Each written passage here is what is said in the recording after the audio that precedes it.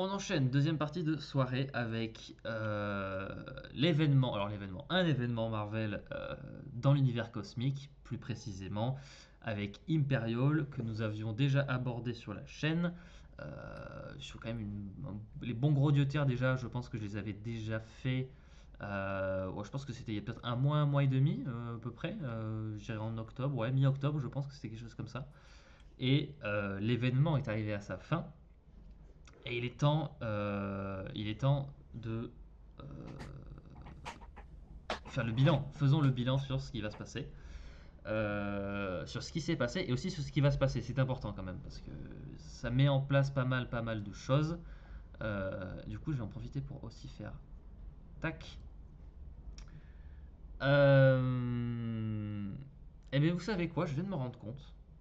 Je viens de me rendre compte que techniquement, pour vous parler bien de la fin. Alors, je vais vous parler de la fin de l'event quand même, mais bon, on va faire un petit résumé rapidement quand même parce que il se passe beaucoup de choses quand même. Euh, Imperial, c'est un event de Jonathan Hickman. Pas mal d'autres scénaristes qui sont sur le coup aussi parce qu'il y a pas mal de tie-in, enfin pas mal, il y a quelques tie-in qui sont écrits par d'autres scénaristes, mais c'est toujours un peu chapeauté par Hickman parce que c'est un peu son bébé. Voilà, en tout cas c'est lui sur la série principale, avec des dessins par Federico Vincenzi et Iban Coelho, et les fameuses covers par Marco Cecchetto. Oui, Cecchetto. C'est comme ça qu'on prononce Cecchetto. Qui raconte grosso modo un petit peu à l'aube d'une union galactique un petit peu inédite entre les Shi'ar, les Kree, les Skrulls, l'empire galactique du Wakanda. Oui, le Wakanda a un empire galactique. Euh, et notamment, je crois qu'il y a Sakaar aussi qui est dans le mix. Enfin, voilà, c'est une union qui serait sans précédent avec plein d'empires galactiques.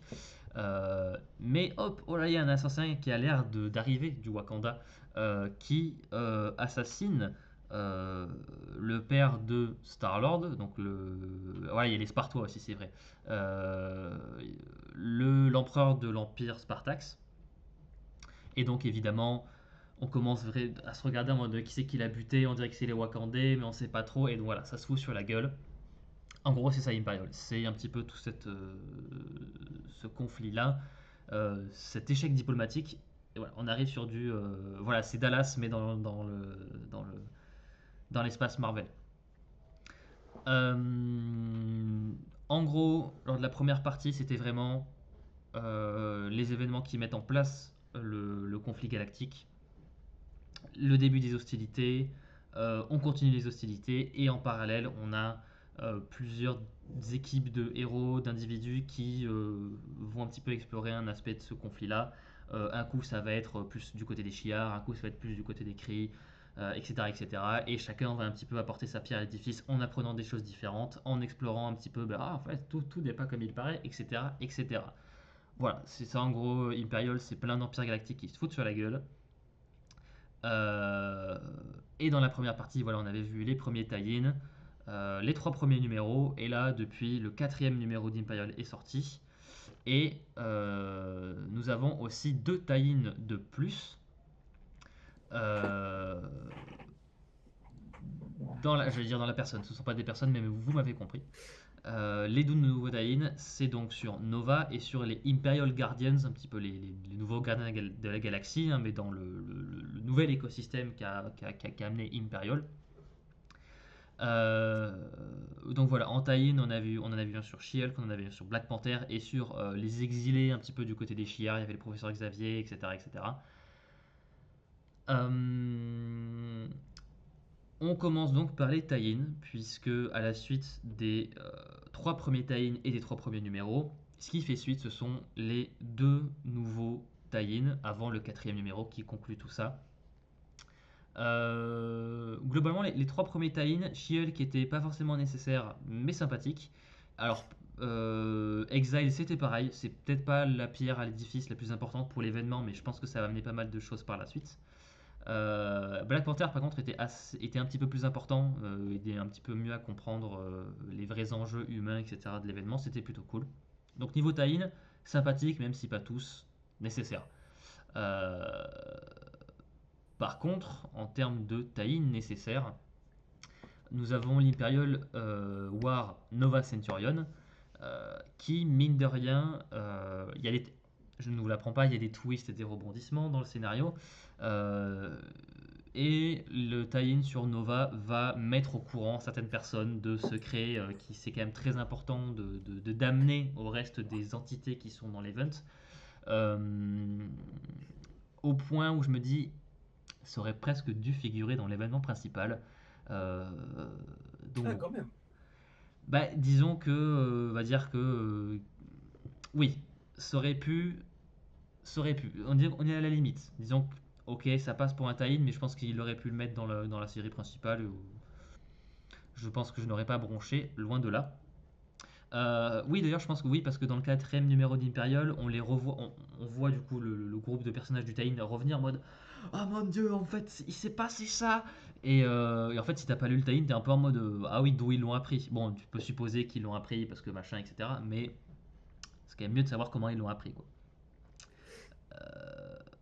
Et de l'autre côté, alors c'est un peu la même, c'est l'autre côté de la pièce, hein, la deuxième facette de la pièce, avec Imperial Guardians, où entre autres oui, Gamora et Captain Marvel deviennent un petit peu les nouveaux gardiens de la galaxie, puisqu'ils ont été dissous, voilà, disbanded, dissous, puisque voilà, Star-Lord se retrouve avec ses affaires voilà, liées à son père et machin, et l'Empire de Spartax.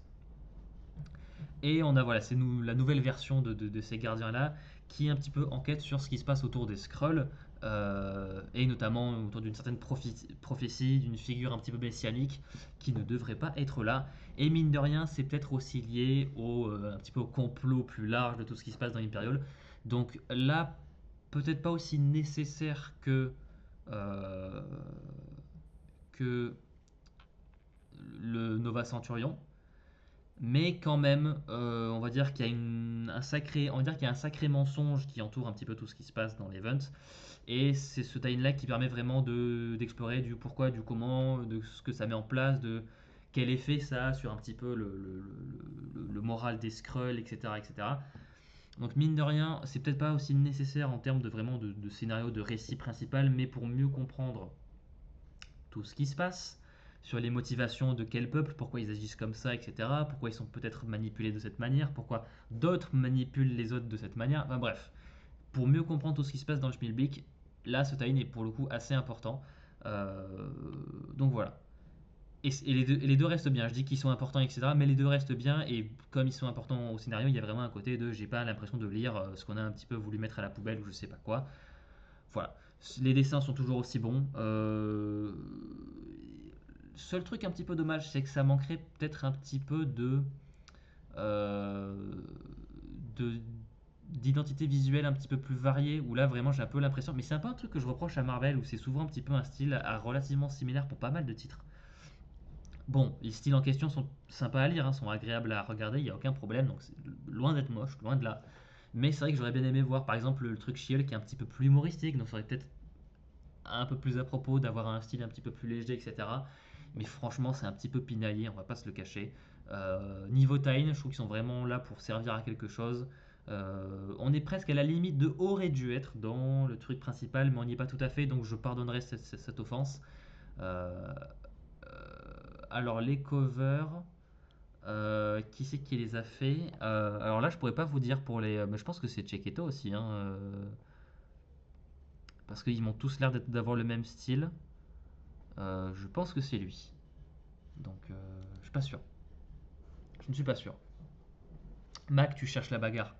Tu cherches la bagarre. Attention. Donc voilà, Tain, plutôt cool. Par contre, là où ça pose un petit peu plus alors problème.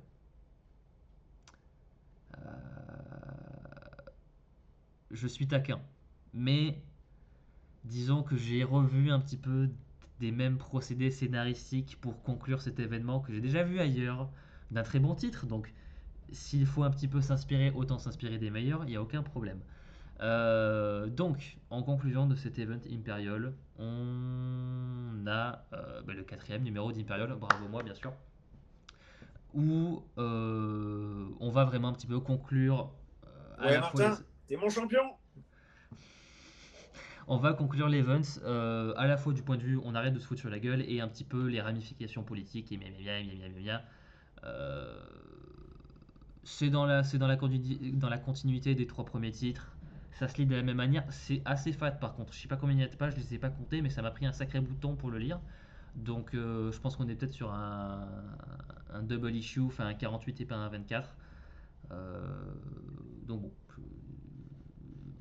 ça prend du temps. Il y a beau avoir que 4 numéros pour la série principale, ils sont assez. Il y a de la viande. Il y a de la viande sur les côtes, il n'y a pas de souci.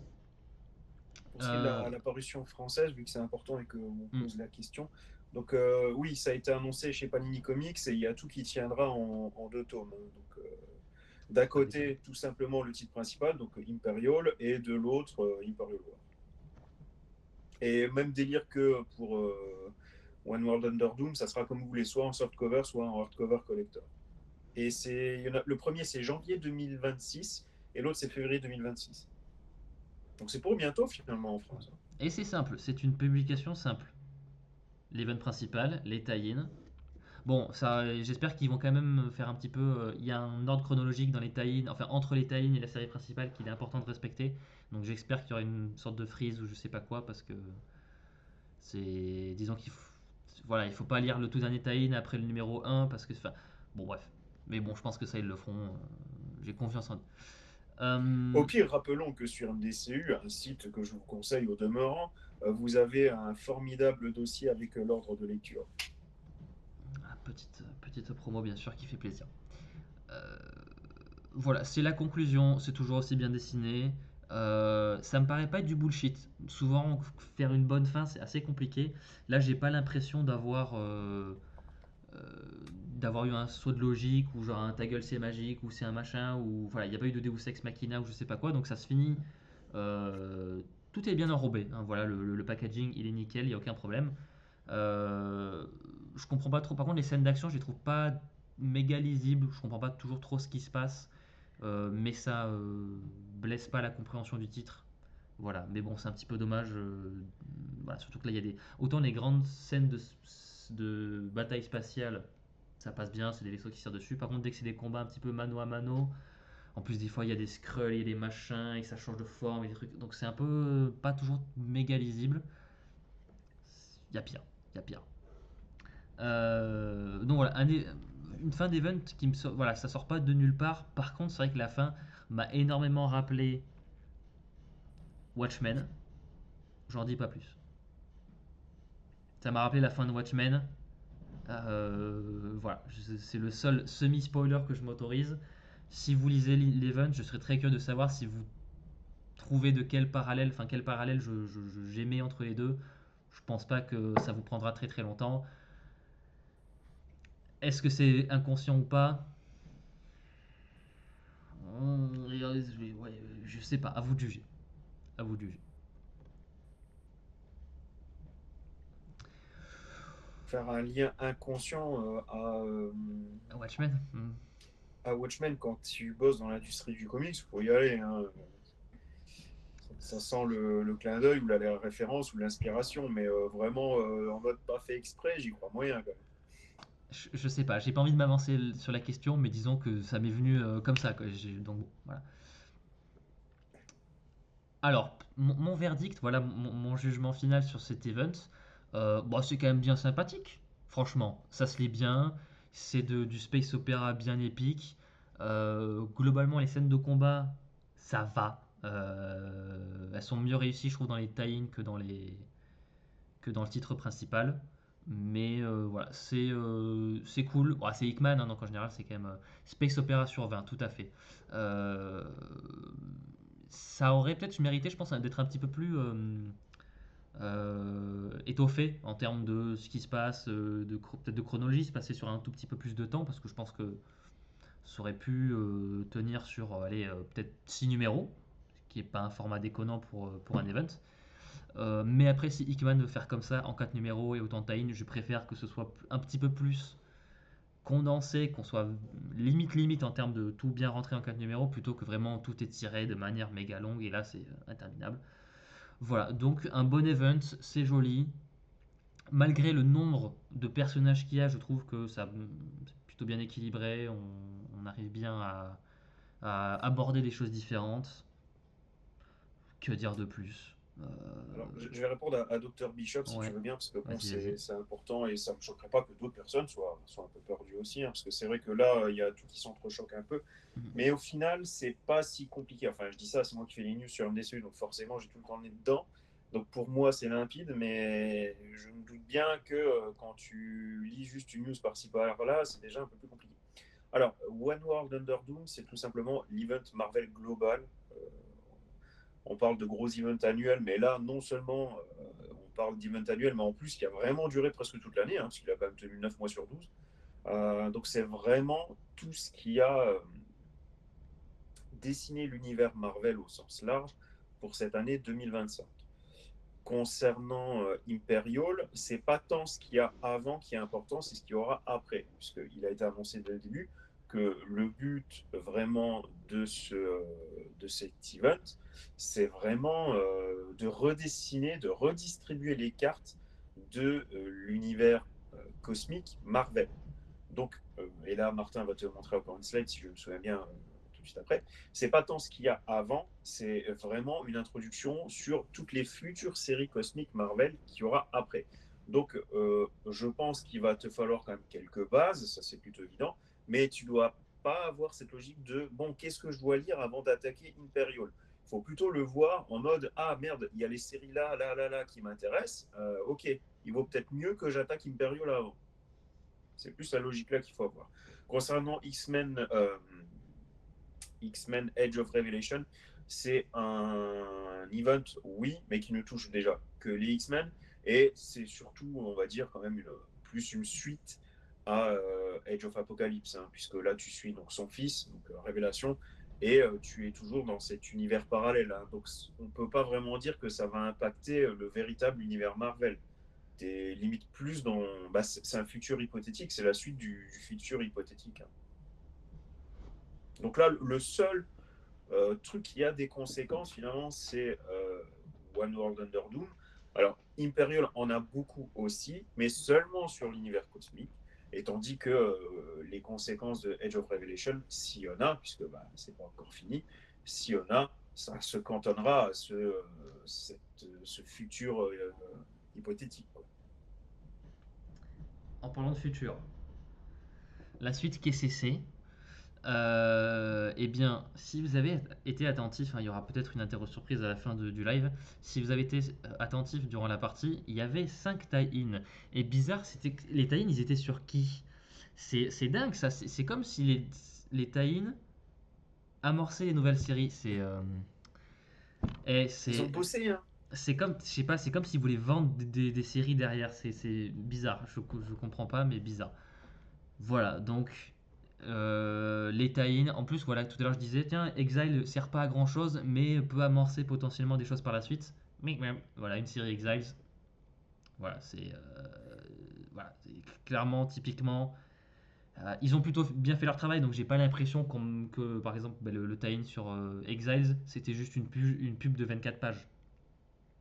Je me suis pas dit ça, donc voilà, ils ont bien fait leur travail. Mais voilà, on est quand même vraiment. euh, la série principale, Imperial, c'était vraiment le choc qui change l'univers Marvel cosmique. Et les tie c'était un peu pour là en mode hey, voilà comment ça va se passer maintenant, parce que si ça se passe comme ça ici, ben, ça va évoluer comme ça. Et voilà, donc les conséquences, ce sont donc 5 nouvelles séries. Une, voilà, Planet She-Hulk, hein, voilà, qui a accompagné son cousin sur la nouvelle Sakaar. Et elle se retrouve un petit peu coincée parce qu'elle a pas trop le choix, elle doit surveiller plein de gens, et la planète elle est bizarre, il y a des gens qui se tuent pour pas grand chose. Ça peut être fun, hein, voilà, un petit peu le côté décalé de She-Hulk, dans l'espace, ça peut bien fonctionner, je pense. Voilà, une série Nova que je vais peut-être suivre parce que j'aime bien Nova, donc ce serait bien qu'il ait une bonne série. J'ai pas le nom des créatifs, hein, par contre, pour le coup, que ce soit des scénaristes ou des dessinateurs sur ces nouvelles séries. Ça va, je pense que ça arrive bientôt, hein, je pense que là, oui. Planet She-Hulk, c'est tombé, ça c'est sûr. J'ai plus les noms en tête, mais tu as déjà le synopsis et les auteurs, si je ne me Ok, trompe bon, bah, pas. voilà. Pour les autres, On va novembre peut-être 2025, non, bah Nova, Nova, oui, on ah, doit savoir. tu dois avoir au moins pour les trois premières séries, mais c'est vrai que Ouais. j'ai plus les noms en tête là. Voilà, donc durant les 2 prochains mois, nous avons donc Planet She-Hulk, Nova Centurion, Black Panther Intergalactic, hein, voilà, Electric Boogaloo. Alors j'ai bugué, je vous l'avoue, pour les 2 dernières séries. Je me suis dit, attends, mais elles sortent dans un an les séries? Ben non, parce qu'en fait, l'hiver 2026, c'est principalement en 2026 en fait. Enfin, début 2026 c'est pas fin 2026, mais vu que Noël, enfin, Noël, hiver, pour moi je mélange un peu tout. J'étais un peu en mode, oh, ils mettaient un an pour sortir les titres. Bah oui, Martin, Non, Winter is justement. coming, on n'arrête pas de te le dire. Ça suffit, arrête de me rappeler des mauvais souvenirs là. Donc voilà, décembre Black Panther et courant de l'hiver 2026, donc entre janvier et début mars en gros, Exiles et Imperial Guardians.